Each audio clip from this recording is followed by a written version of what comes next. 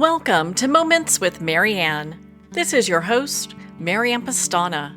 We're here today with special guest, Benson, who's here to share with us, Be Yourself to Free Yourself. So what if the freedom you've been searching for begins with fully being yourself? Do you know what changes to make? Most people don't. And today's guest is going to dive into just that.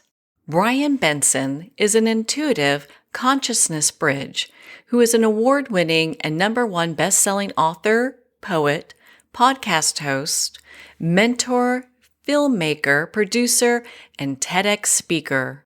Brian creates to amplify hearts, spark self-discovery, and remind others of their own light. As a 4-time Ironman triathlete and cancer survivor, Brian knows the value of hard work and never giving up on his dreams, a message he shares with audiences through each of his creative expressions. So welcome to the show, Benson. Thank you, Marianne. It's a pleasure to be here. My goodness, Brian. I mean, we've been friends for a while, and it's always such an honor to Yeah. spend time with you. And I when I heard about this topic that you are talking on, I thought we need to sit and talk about this. What Mm. inspired you to develop this topic? Well, it's kind of just been a part of my life for a long time. I think I've had the domain for like 10 plus years. I think it just um, evolved just kind of like, with my own uh, coming to, a better version of self-accepting and self-love for myself, right? And it's what I learned is the more that I was just, myself and just really honored what I wanted to do and what was coming through me and not really worrying about what other people thought or felt. It just felt freeing. And so, I think, gosh, as spiritual beings having human experiences, all of us, I think one of the toughest things for us to do is to learn how to love and accept ourselves. So it's just something that's, very near and dear to my heart as I continue to get stronger in that area, and just hopefully maybe I can shine some light for others to look within and just realize that they're enough, just being themselves, right? The way that they are and what they have to work with. And yes, of course, we can always, there's things that we can do to kind of try to, heal ourselves in different ways. However, it's just, we are enough just the way we are. So many people have such a hard problem with we are enough, like I am enough. I Yeah. mean, and just about everyone I know has Yeah. gone through a journey of working through that. We're either trying to, and I see this a lot, especially when we look in the world of business, just people who are trying to prove themselves to a boss or to Mm. a leader or maybe to their parents, that Mm. I'm not good enough keeps replaying in so many scenarios. Yeah. Yeah. I don't disagree. And I'm just, looking back, I'm very proud of a lot of what I created, but I also was really struggling with the self-worthiness issue, and a lot of the stuff that I did do, um, I think were ways for me to find outside validation. I mean, I'm very proud of all the triathlons and all the stuff that I did in that realm, but it was something to kind of maybe help. It was like a Band-Aid, right? And a lot of the stuff that I created while I was in LA, um, I think I was hoping that it would make me enough. I'm very, like I said, proud of it, but yet I was hoping it would solve the me problem, which it Uh, never does. well, and so what really drew you to this idea of authenticity and this real drive for self-discovery? Well, I think when I was 3, I told my mom that I was put here to inspire people, and she reminded me around 2008 after I accidentally kind of wrote my first book as I was just working on myself. So I've always just innately tried to be the best version of myself. And so just that drive to want to share in bigger ways, through books and video and films and presentations and such. Um, I think it's just kind of been, hand in hand with my own journey of finding self-acceptance and trying to kind of, shine that light for other people, as I shone light on my fears and my insecurities and unworthiness, it helped me. And so I'm kind of trying to help people do the same thing. And I've probably been on this journey for a long time. I remember when I was little, like in grade school, my parents had me listening to affirmation tapes on cassette in the living room. I'd go in there and turn the light off, and like this is in the '70s, and I don't know. It's just I've always just felt like it was kind of this drive, this mission of mine to be the best version, to help other people be their best version. Well, I've known you for someone that does that through your books and the work that you do and just the person you are. How Thank would you. you, yeah, my goodness. I mean, you're such an inspiration to so many people, Brian, and in your journey as well. I mean, a lot of us, we look at you and you're like, oh my gosh, look at all these things Brian's done. And he's an overachiever, but a lot of times people don't know about the struggle that you've been Yeah. through as well. And can you share a little bit about that with us? Well, sure. It's funny. I'll have somebody read my bio sometime before an interview, or I'll just look at it myself and I go, "Who is that?" You know what I mean? It's like I didn't always maybe give myself credit or pat myself on the back for some of the stuff that I've done. And there again, we're kind of going back to that self-acceptance part, and feeling worthy of maybe receiving that pat from myself, and maybe not allowing it in from others. So I don't know, I just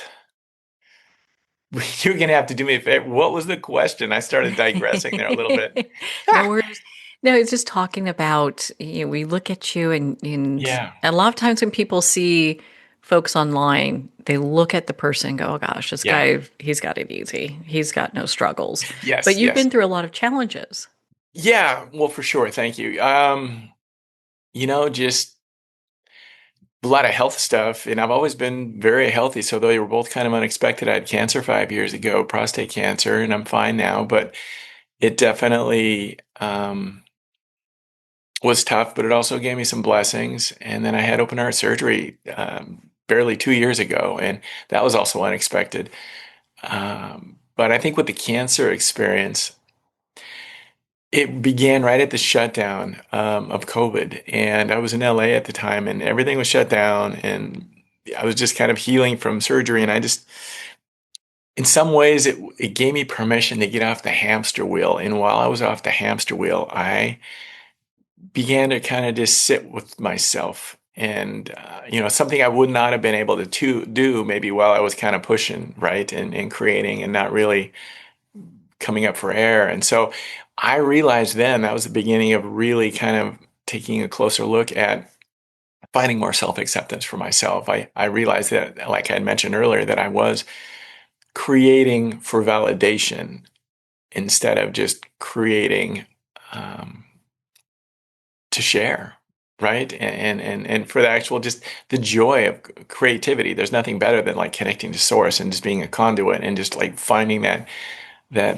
mode of being kind of in a meditation and just letting it come through one. And so that's what I learned during that first experience. And then during my heart surgery, it gave me a closer, the ability to really realize that I needed to learn how to receive. It was a very humbling time. I had to do a GoFundMe. I had pretty good insurance, but it was still costly. And my younger brother unexpectedly passed away 3 weeks after my surgery. So between those two things, I really feel like I was able to purge a lot of stuff I've been holding on to for a long time. Grief, just incorrect stories about myself, and so it was healing in that regard. Not easy, but it was very healing. And I also, like I said, learned how to receive, which is so important. It's part of the dynamic. We have to both be able to give and to receive in healthy ways. And I was probably up to that point just primarily a giver, and I would sometimes not be able to refill my cup because of that. That's probably a story many people can relate to, is Yeah. just being a giver. And I'm just going to say, I'm really sorry for your loss. That must have Oh, been a thank you. really Yeah. challenging time. Yeah. Yeah. Well, and Thank you. Yeah. Um, but what doesn't kill us makes us stronger. And you know what's interesting? I think during those two experiences, I've never been more at peace in my entire life, felt more at peace. And I think it was probably just because I really just like surrendered. And I think that's something that we really need to be able to do more of in our daily life. Just trust the process and surrender into it. And I had nothing to do but to heal, and it was very peaceful.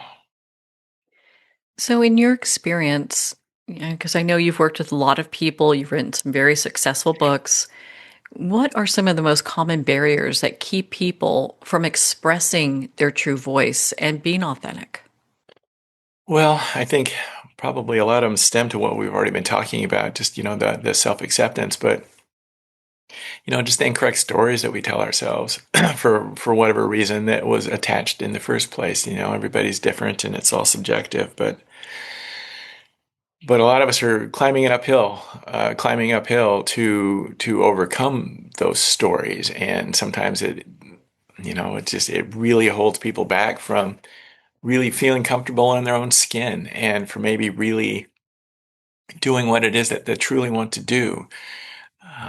That's definitely one of them. I think I don't know. I think balance is tough for a lot of folks too. I'm really lucky in that my very first book that kind of accidentally happened as I was working on myself was a whole bunch of different ways to stay in balance, and that taught me and helped me become a little bit more um, close with ways that I could, live a grounded, balanced life. And I've been able to incorporate those ever since. And, it's been nice having that in my back pocket and being hyper aware of, doing workshops around the book. It taught me that, what threw me out of balance and what kept me on balance. And I think it helped to let other people do the same thing. So it's easier to be proactive than reactive in that regard.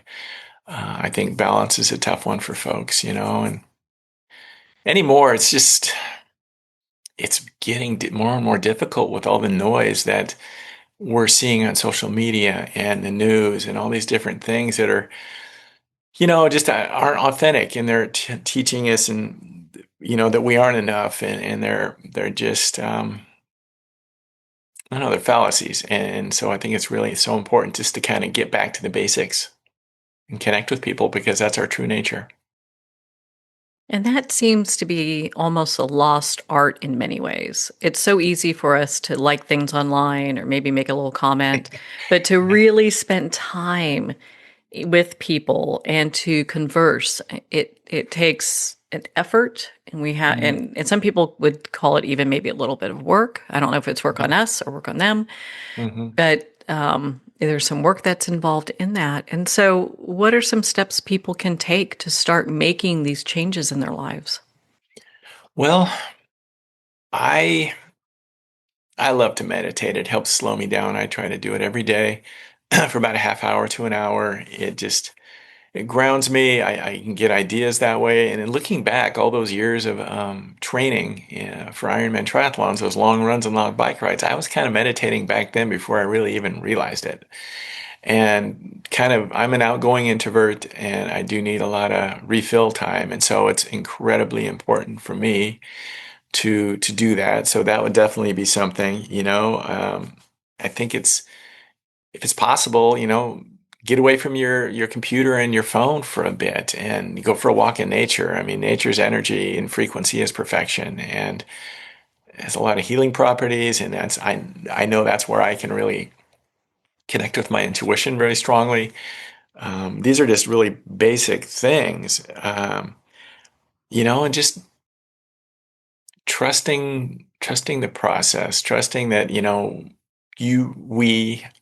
we don't have to push like we feel like we need to push. That's a fallacy. If we're in alignment, things come to us, synchronicity aligns. And that's something that I learned in the last 5 years for sure. I mean, I did get a lot done while I was pushing, but yet it wasn't necessarily enjoyable. And I wasn't able to really enjoy the ride for much of it. So, it's happily expect the unexpected, trust the process. That's something else that I like to try to share with people, as well as just focus on being patient.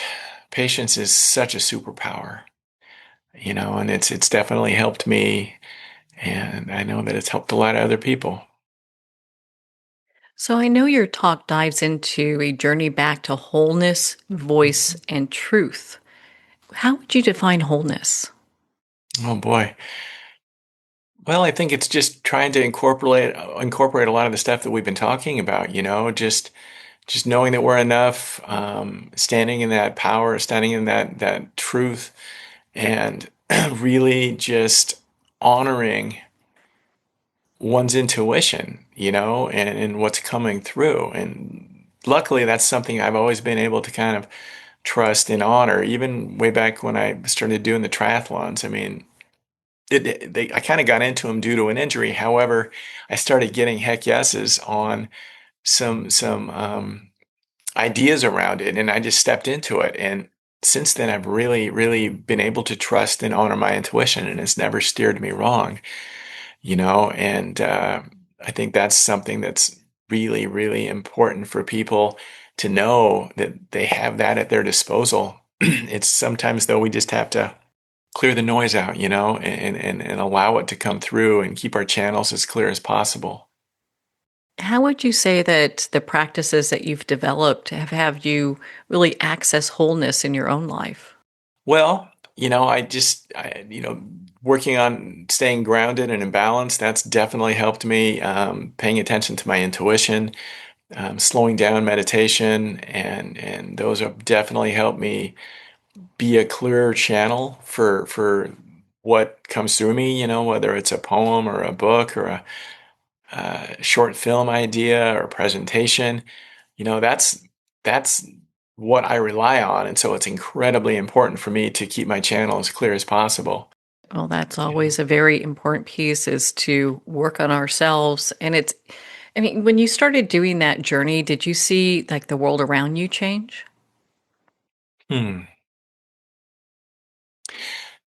That's a great question. I mean, I think so for sure. I realized that I was really getting a lot of content's the wrong word, because that's kind of, I don't know. I think it's more important than that, but just a lot of stuff coming through me. All the different creative projects I've done, just really started coming. And when I'm really in alignment and in flow and allowing myself rest, and I'm eating well, and um, just meditating and moving my body, it comes really fast and quick for me. And sometimes it's amazing.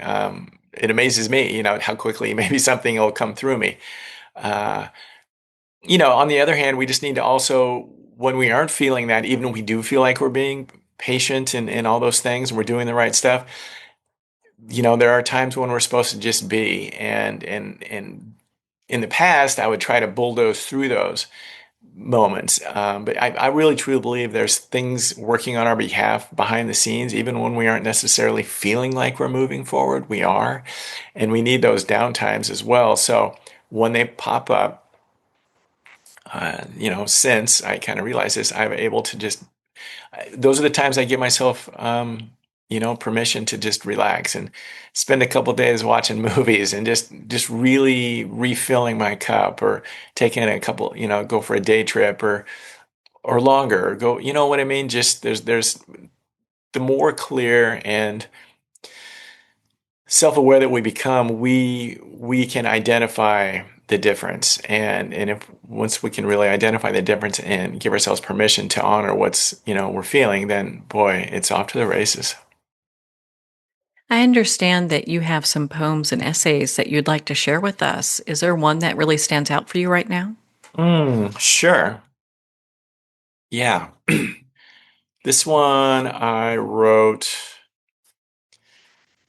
kind of, maybe toward the end of the year after having my heart surgery, at the end of 24. It's called Learning to Dance with Change. I felt like I'd had enough practice, that's for sure, which doesn't necessarily make it easier. Each dance is different and lends a unique opportunity to learn new steps and ways to angle and maneuver and survive. One day you feel like you're in control of your stride. while the next you have two left feet and can't get past your shadow. But we try, awkward, clumsy, and unsure, hoping not to stumble again. Where did my balance wander off to? Coordination? Not today. But dance I must, I have no choice. I have my will and I have my voice, with more to say and wisdom to earn. Why does it cost so much to learn? Perhaps next dance I will be more graceful, and things will be smooth and lighten my plateful, and my form sway and sink so no one will know I had wobbled, staggered, and fell out of flow. So I pick myself up and take a deep breath, and watch my spent ego carve a slow death. Change isn't easy, change sure isn't fair. It can shove us around and lay us out bare. But there's favor in change, a chance worth its weight. It cracks us wide open and breaks down our gates to point out our gifts and highlight our grace, which shows our true value and find our right place. There's a scar on my heart I wear with great pride. It gives me calm strength through the tears that I cried. A gentle reminder that life is quite short, an impassioned plea to come out of my fort. My guidance is strong, my balance is real. This dense wave of change has taught me to feel. My spirit's willing, my soul feels cleansed. I now view life through a brand new lens. What's next? Not sure. I do know it's time for some new steps. It's never too late to learn, you know. Change does that to us. A transformative surrender that can make us humble and strong and patient. And hopefully it teaches us how to receive love more deeply. I know it did for me. What a powerful poem. What does that mean to you if you break that down? Well, thank you. Just kind of just encapsulates everything that we've been discussing. For me, it was just slowing down and really, really learning how to feel and receive and just be open to different ways of thinking and opening myself up to more self-acceptance and just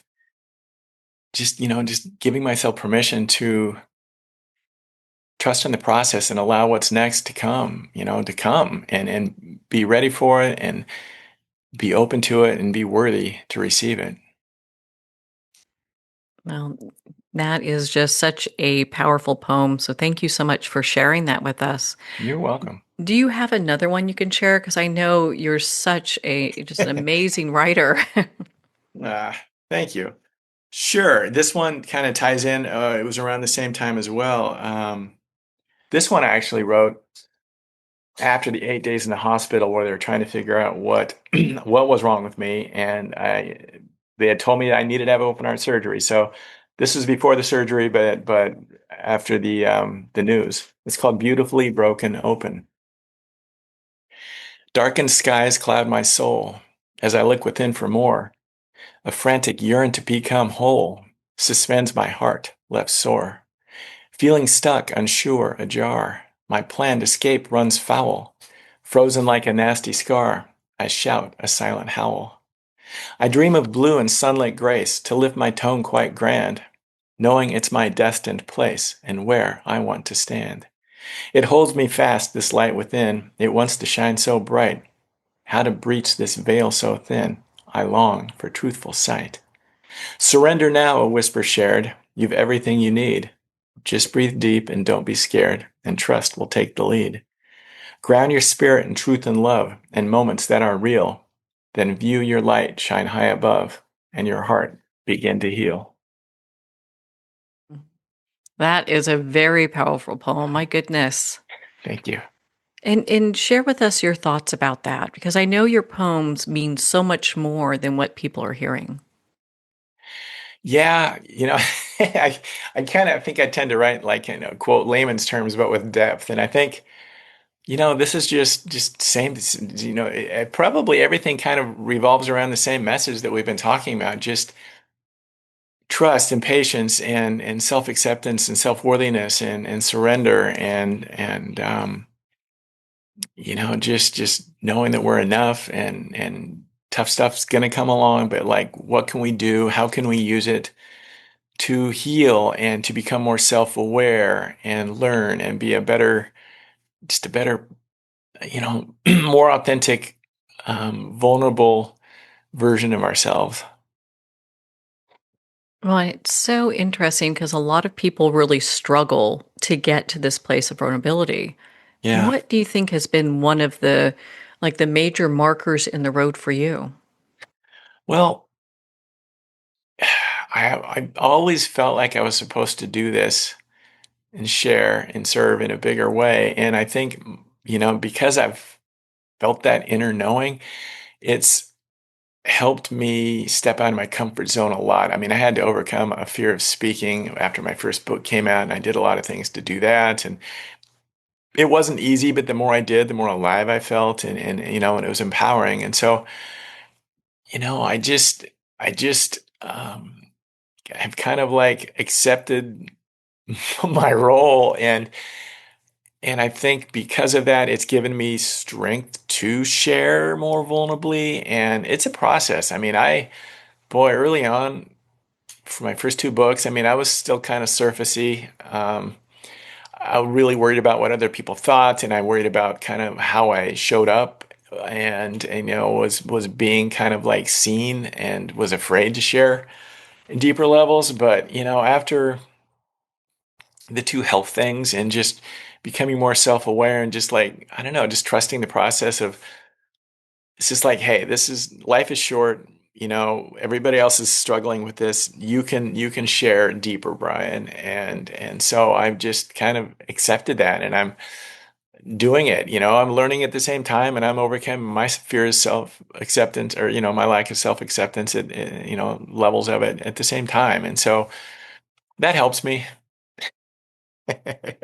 We all could use that help, let me tell you. And Yeah. Oh it's yeah. interesting. It's no matter who you are, when you first start off speaking, Yeah. I mean, there are some people that are just kind of born to do that. But for the rest of us, we get nervous and we have to learn how to deal with that anxiety or that nervousness that comes up.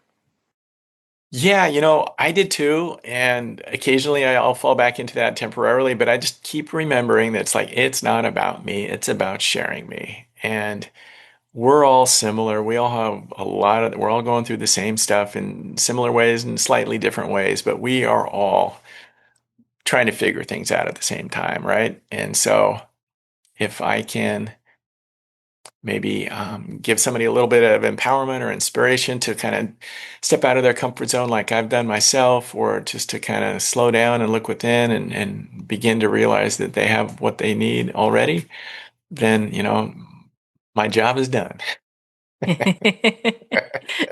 Well, good, because now I'm going to put you on the hot seat.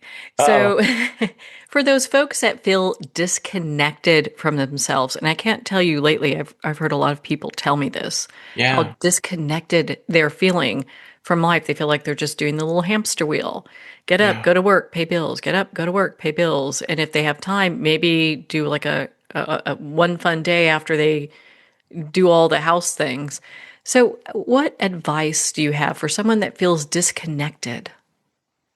well, it is so easy to feel that way right now because of all the discord that's going on in our country and in the world, and all the the spin, that's being thrown at us in all kinds of different ways from both sides, and all, and so our true nature is to be connected and is love. And so there's no surprise that people are really feeling disconnected because of what is being modeled to us. So I think the most important thing that we can do right now for ourselves is just work on ourselves. And if everybody did that, the world would be a better place, and things would, just, we would start to overcome a lot of the models that have already been set. And I don't know. I truly believe, and it's hard to watch. Believe me. I get triggered occasionally too with all that's happening. But I really believe that things are breaking so that they can begin to be rebuilt again. And it might take a little while, but um, yeah, just do what you can to surround yourself with positive content, positive people. Take care of yourself. Go get out in nature, go for a walk, move your body, eat good food. It's amazing how food really affects our emotions and how we feel, and our self-confidence. Eat clean food if you can, and just some of the basics for sure. And real quickly, watch, try to become aware of the stories that you tell yourself or have been telling yourself and the words that you say about yourself. Sometimes, once we kind of maybe can get a handle on the actual words, there's still sometimes some energies that we're still throwing ourselves that we haven't really cleaned up, if that makes sense. So those are so important as well to really begin the transformation process. Okay, so you touched on something that I want us to dive a little deeper in, and Yeah. that is the stories we tell ourselves because my goodness, our mind unkept Oh can my just be God, like a yes. wild tiger. So, what are some ways to first identify some of the stories that we're hearing, that we're telling ourselves, and to kind of remove some of these blocks? Well, I think it's possibly a little bit different for everybody, but if you maybe for those that journal, carry a little book around with you or something and just kind of like try to stay on top, kind of almost be in the observer role of your own self and just try and pay attention to some of the stuff and some of the things that are you're telling yourself or coming through and write them down, and you might be kind of amazed at the end of the day or the end of the week of some of the different times that you caught yourself saying something that wasn't very helpful at all, right? Or an untruth. Um, it's funny if we have a quick moment. I have another very short poem called Monster, and it deals with this exactly. Oh, yeah, I'd love to hear that. Okay. Dark clouds were cast that fateful day as he threatened me with words. I know not why he chose me yet to rate the hate he spewed. I could not escape the verbal scorn. It poked at every turn, mostly when I showed to work or when I tried to learn. Each day I'd look and scan the sky for clouds that bore him near. On magic winds and without warn, he always would appear to beat me down and scar my mind. Harsh words that struck me dear. No comfort from this hateful man. He kept me in great fear. My life was small. I crept around for fear of being seen. 'Twas no reprieve or means to flee. His words that were so mean. Till one odd day I inched along the streets that I called home. I heard the monster whisper aft, "You're worthless as a stone." I had a sense to eye the glass that reflected from the store, but scared might see the rascal there behind my shrinking core. To my surprise, I spied a look, and stunned as I could be, there was no monster lurking there. The brute was ever me. Oh my goodness. There's so much truth in that. Right? Well, and it's interesting, and as we're going along, a lot of people, I mean, we're just berating ourselves. Oh, I should have Yeah. done that better. Oh, I was an idiot. Oh, I can't believe I said that. Oh, Yeah. list goes on and on. So how did they stop that thought process? It's a process. The first part is just self-awareness and really coming to an understanding that you are doing it to yourself. That's the first step, and that's kind of what I did. It takes a little while, but the more that you really can stay on top of it and mm, this is a little bit of a side note, but it applies. I remember it was hard for me to receive compliments. Somebody'd say something and I'd say, "Oh no, no, no," or whatever, or something I was wearing. So, "Oh, I got it on sale at whatever." You know what I mean? And that's the same thing. That's beating ourselves down too, not being able to receive compliments and just we know how good it feels to give one. Well, when we're not able to do that, we're taking that pleasure away from the other person, and we're not doing ourselves any we're doing a big disservice to ourselves not allowing it in because it amplifies these incorrect thoughts. So that is part of that mind kind of monster that we have, is not being able to accept compliments. That's part of it, right? And that they go Mm. hand in hand. I mean, it's it's part of it. Well, there's an unworthiness there that we're not able to receive that. And so I think, when we say those things to ourselves, that's just kind of it's an unworthiness. We're not we're not being kind to ourselves. And if just think like, say you have a really good friend or a family member that you really love and you're always, you're kind and stuff. I mean, just imagine yourself being that mean to them. You'd never do that, but yet we do it to ourselves. And we have no problem doing it either, too. It's become subconscious. Oh my Yeah, it just gosh. becomes habitual. And so that's why it's so important to really begin to kind of identify when we're doing it to ourselves. I think that's such just in many ways, like a groundbreaking piece for many people is understanding these stories really have Yeah. nothing to do with us other than a lack of that self-worth. Yeah, exactly. Exactly. It just tamps us down and it just keeps us down. Yeah. Well, I Mm. understand that you also have an event that will be coming up that's really going to dive into this whole topic. But before we get to that, can you Yeah. share with us, I know you have so many of them, but perhaps a tool for healing and really getting into that self worth portion where we could start healing ourselves of that negativity? Mm. Yeah. I mean, obviously a lot of the stuff I've already kind of mentioned, but gosh, if we can just let go of judgment, that makes such a big difference. And I'm not talking about just for ourselves, I'm talking about other people too. And because it just, when we judge someone else, technically we're just kind of mirroring, looking in the mirror and we're judging ourselves. And so I think that's a great first step on becoming more self-aware and beginning to be kinder to ourselves. It's more of a daily practice. We recognize it and Hmm. look at it and go, okay, that's a story, that's not true, and then Yeah. keep working through that. Yeah, yeah, and if I think if we're able to really just maybe start with just like not judging other people or something that we don't like or this or that. I mean, some people are continually negative, and I think you almost got to clean that up before you can start cleaning up your own stuff because it's just a reflection of your own stuff. And if you can become aware of that, how negative, maybe you are, then you start cleaning up the exterior stuff to other people and things and whatever and just letting them be, then you can start to kind of look even deeper within because I don't think you can do one without the other.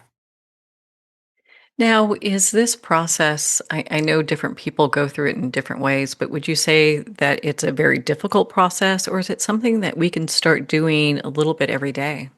Well, I think it's something that everybody can start doing every day. It just kind of probably depends on how willing someone is to really want to clean it up. How ingrained it is within them. But I mean, if there's a will, there's a way. So if somebody really wants to start, becoming a little bit more positive and treat themselves more positively and the world more positively, um, yeah, it's something that we can do daily. You can journal that as well. All those times you catch yourself saying, I hate this, or, oh, I hated that movie, or, oh, I hate that food. I mean, as silly as that sounds, that does make a difference. Hate's a strong word, and you're just reinforcing it. Yeah, and putting hate out in any form, Yeah. we don't want that coming back to us. No, no. I think the words we use are so important. Hmm. What I has agree. been one powerful shift that you've taken that has really changed your life and the lives of those that you work with? Well, I think just really beginning to own who I am and what I'm capable of and what I can do and really start to pat myself on the back, not in an egotistical way, but just really own that I am able to share some hopefully some good stuff that I've been a conduit for. And in the past, I think I kind of probably had my shields up and didn't. I don't know. I just felt like everybody else was doing it, or I didn't. I wasn't able to be that um, self-accepting for myself to be able to really um, see that, and so just the last 5 years, I've probably really done a great job of cleaning a lot of that up. Yeah, it's such I think once we start this journey, to me at least, it's been like an ongoing process. We don't just wake up and like, woohoo, I've reached enlightenment, you Yeah, no, know? What is Although it could, enlightenment? yeah, well, and even though it could feel like we have these aha moments, I find those to be so powerful. Yeah. Oh my. Well, they're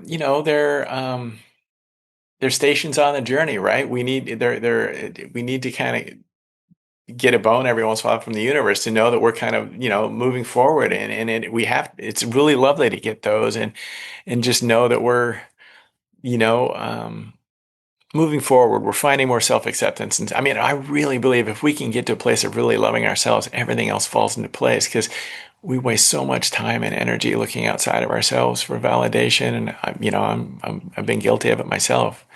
So many different ways, whether you're trying to find it in a relationship or, you know, shopping spree or gambling or drinking or just being an overachiever, like I've been in the past a bit. There's just lots of different ways that we really can get sidetracked and just waste a lot of energy. I know you've written many books, and I think one of my favorite is Habits for Success. Can you share a Thank little bit about that book with us? thank you.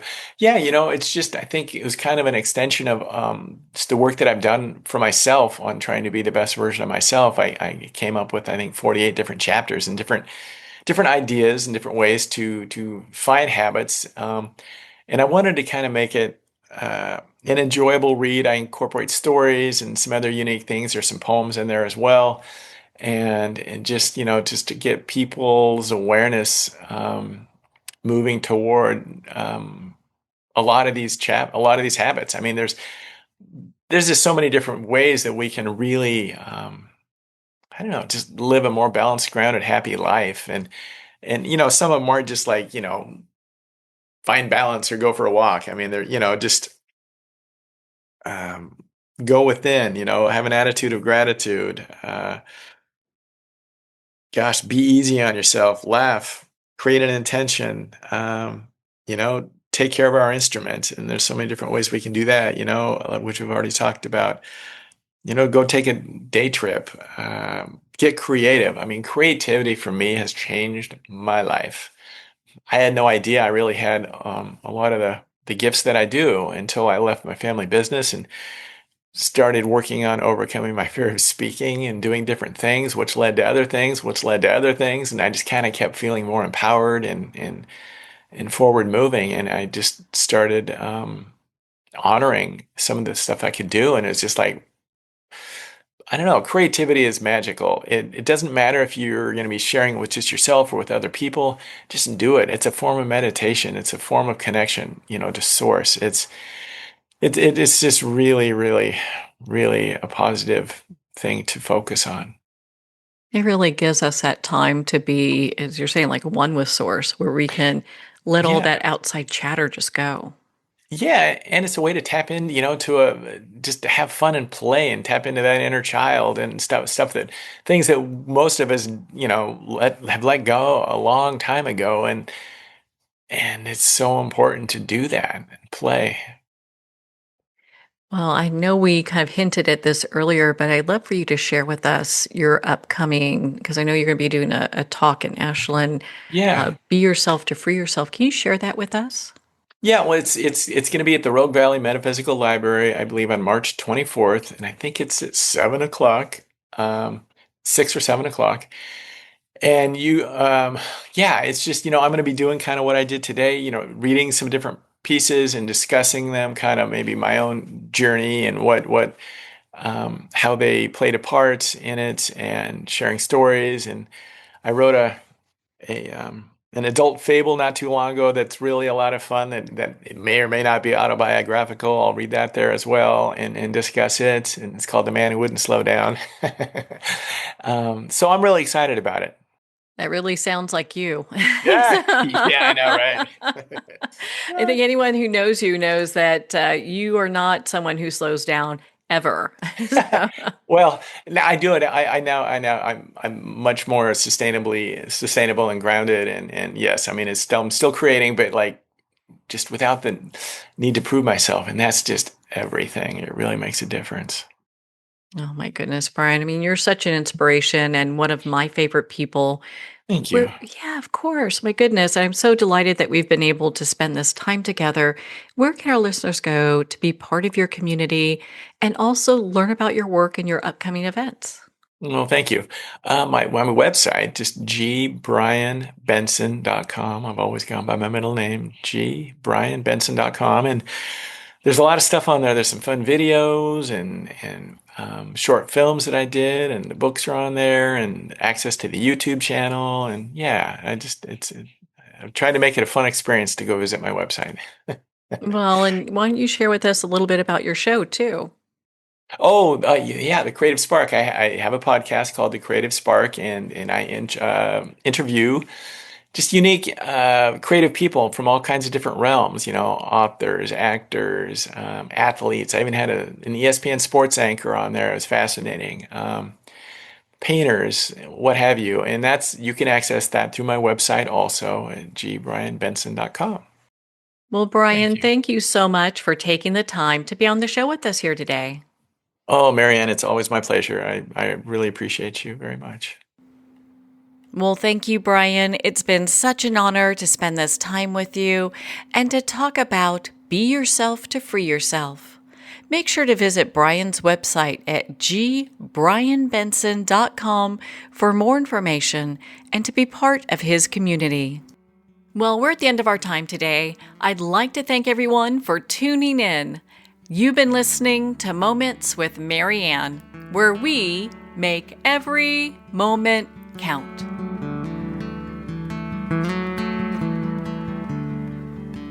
In a single moment, your life can change. Moments with Marianne is a transformative hour that covers an endless array of topics with the best of the best. Her guests are leaders in their fields, ranging from inspirational authors, top industry leaders, and business and spiritual entrepreneurs. Each guest is gifted and a true visionary. A recognized leader in her own work, and while teaching others to develop, refocus, and grow, Marianne will bring the best guest and sometimes a special surprise. Don't miss this. You never know just which moment will change your life forever.